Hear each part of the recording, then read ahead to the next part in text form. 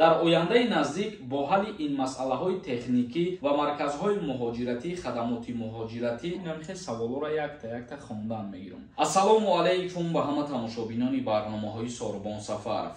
Тамошобинони азиз, ҳатман дар канали ма обуна бошен. Ҳама рӯза хабарҳои нав метонем ки аз канали ма дастрас кунем.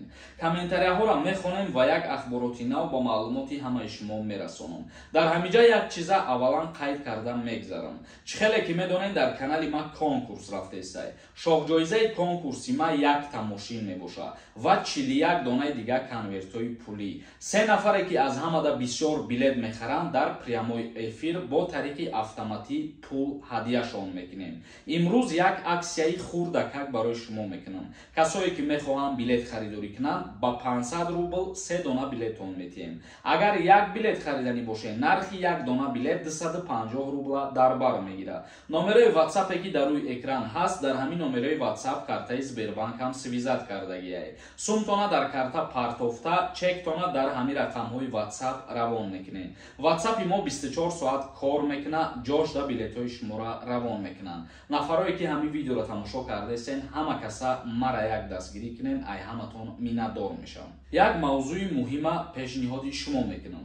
Ҷумҳурии Тоҷикистон ба ифтитоҳи намояндагии хадамоти шиноснома ва раводиди Русия омодагӣ мегирад. Ифтитоҳи намояндагии хадамоти шиноснома ва раводиди Вазорати корҳои дохилии Русия дар ояндаи наздик дар Ҷумҳурии Тоҷикистон баргузор мешавад, гуфт муовини вазири меҳнат, муҳоҷират ва шуғли аҳолии Ҷумҳурии Тоҷикистон. Сухан дар бораи изи ангуштони шаҳрвандони Тоҷикистон меравад ки тибқи қонун он метавонад дар шакли электронӣ танҳо тавассути канали алоқаи бехатар ирсол карда шавад. Дар ояндаи наздик бо ҳалли ин масъалаҳои техникӣ мо ба ифтитоҳи намояндагӣ наздик мешавем, гуфт муовини вазири меҳнат ва муҳоҷирати Ҷумҳурии Тоҷикистон. Ва инчунин қайд намуданд, ифтитоҳи намояндагии хадамоти шиноснома ва раводид ба шаҳрвандони Ҷумҳурии Тоҷикистон имкон медиҳад ҳатто қабл аз вуруд ба Федератсияи Русия асноди зарурӣ аз қабили патент барои кор ва шаҳодатномаи донистани забони русӣ ва қонунгузории Русияро дарёфт кунанд. Яъне ки ифтитоҳи намояндагии хадамоти шиноснома дар Ҷумҳурии Тоҷикистон барои нафароне ки мехоҳанд ба Федератсияи Русия сафар кунанд бисёртар хизмат мекунад оиди супоридани ҳуҷҷатҳо барои дастрас намудани патент дар Федератсияи Русия. Ва гуфта мешавад ки маркази муҳоҷиратӣ инчунин хизмат мекунад барои нафароне ки депортатсия шудагиянд ва метавонанд проверка кунанд аз Ҷумҳурии Тоҷикистон аз ҳамин намояндагии хадамоти муҳоҷират. Ва инчунин боз қайд намудан мумкин аст ки ифтитоҳи намояндагии хадамоти муҳоҷират хизмат мекунад барои нафароне ки ба Федератсияи Русия сафар карданиянд вале забони русиро хуб намедонанд. Дар иҷа забон омӯзӣ мекунанд пеш аз сафар кардан ба Федератсияи Русия. ин маҷбурӣ нестай. Ҳар нафаре ки хоҳишмандай ба ҳамун маркази муҳоҷират муроҷиат мекунад ва чизҳое ки мо номбар кардем метавонад ки аз Ҷумҳурии Тоҷикистон аллакай омодагӣ бубинад. Гуфта мешавад ки маврид ба зикр аст ки қарордод дар ин самт миёни Вазорати меҳнат, муҳоҷират ва шуғли аҳолии Ҷумҳурии Тоҷикистон ва корхонаи воҳидии давлатии федералии хадамоти шиносномаи раводиди Русия аз моҳи октябри соли 2022 баста карда шудааст. яъне ки шартномаи оиди ифтитоҳ кардани маркази муҳоҷиратӣ дар Ҷумҳурии Тоҷикистон чӣ хеле ки мо чанд қапеш видео карда гуфта будем, дар моҳи октябр аллакай шартнома миёни ду кишвар баста шудагӣ буд ва марказҳои муҳоҷиратӣ хадамоти муҳоҷиратӣ айни ҳол дар шаҳри Душанбе, дар Хуҷанд ва вилояти Хатлон ба истифода дода мешаванд ва баъдан метавонанд ки шаҳрвандони Ҷумҳурии Тоҷикистон корҳои худшона осон кунанд. духтури дандон дар шаҳри Москва. Бародарони тоҷик дар хизмати мову шумо мебошанд. Ҳама намуди бемориҳои дандонро табобат мекунанд. Барои сафед кардани дандон, барои пломба мондани дандон, барои табобат кардани хунукиҳои дандон, ба рақамҳои рӯи экран дар тамос бошед. ҳатман аз номи канали мо муроҷиат кунед. духтури дандон бо нархи арзон ва дастрас. тамошобинони азиз, акнун мегзарем ба қисми хондани комментарияҳо. Сорбон Имомов нависонда: Ассалому алейкум, акамад вайнои гражданинам. Ҳозир дар Тоҷикистонам вайни билет дорам, ай кафедраи ҳарбии Россия. Бирам коркунӣ ягон проблема намешавад. Дар ҳолате ки дар донишгоҳҳои Федератсияи Русия таҳсил кардагӣ ва кафедраи ҳарбӣ хондагӣ ва вайни билет гирифтагӣ, ҳамчун офитсер запас ба қайд гирифтагӣ боши хита, вақте ки мобилизатсия мешава, имкон ҳастад ки тира ба артиш даъват кунам боз. Ошиқона ТВ нависонда: Ассалому алейкум ва раҳматуллоҳи ва баракату. Акай Сорбон дар моҳи август таваллуд шидагӣ бошӣ. Ба хизмати ҳарбӣ зимистона даъват мекунанд. Илтимос ҷавоб медодем. Пешакӣ раҳмат.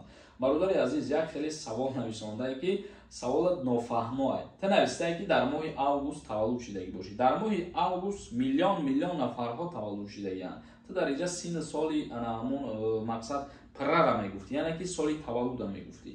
Агар ки соли таваллуди 1996 боша, дар призифи баҳорӣ даъват карда мешавад, чунки дар моҳи август баъд 27 сола мешавад. Анвар нависонда: Ассалому алейкум, ака гражданини Россия бошӣ, праваи тоҷикӣ қатъи метавонӣ мошина ронда, яъне кор не, просто мошини худат. Бале бародари азиз, мешавад. Зарипов нависонда: Ассалому алейкум, акаҷон, мара виезма маҳкам карданд, штраф доштам 2 сол пеш. Дар ин авф меғалтида бошам, сари суд наброварданам. Илтимос ҷавоб тен, илтимос. Бародарони азиз, нафароне ки бисёр оиди авф кардан савол метиҳен, хоҳиш мекунам ки савол пешниҳод накунем, чунки айни ҳол қарор қонун ба имзо расидагӣ нестай ва ман аз пеши худам ҳеҷ чиз гуфта наметавонам ки киҳора авф мекунанд ва киҳора не. Ҳасан нависонда: Ассалому алейкум, илтимос ҷавоб те, вақти кам монда. Патенти Питера дар Москва переоформлят кардан мешавад ё ин ки не? Мутобиқи қонунгузории Федератсияи Русия переоформлят кардани патент иҷозат ҳастад, вале ин чиз дар амал ба чашм намерасад. Дар ҳар куҷое ки шумо қарор доред кору фаъолият карданӣ мешавед, аз сари нав ҳуҷҷат меспоред. Саидов нависонда: Сорбон салом алейкум, ягонта Range Rover мон дар бозӣ.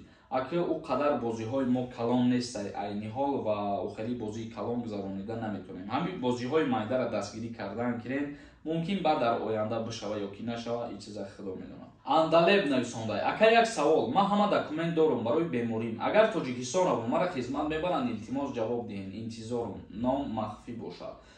Узри зиёд ки аллакай номта хондум бародари азиз, хай ба ин номите садҳо одам ҳеҷ кана медонад ки таки дар ҳолате ки беморӣ дошта бошӣ ва аз духтур ҳуҷҷати тасдиқкунанда дошта бошӣ, дар ҷумҳурии Тоҷикистон ҳам меоӣ ва хата дар қайд мемонӣ ки дар ҳақиқат беморӣ дорӣ ва аз даъваткунӣ ба хизмат озодут мекунанд. Каримов нависонда: Ассалому алейкум, акай Сорбон, ин саволро аз куҷо мехонӣ?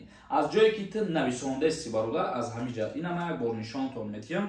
Ман творчески студияи YouTube медорам, ина мехоҳ саволоро якта хондан мегирам.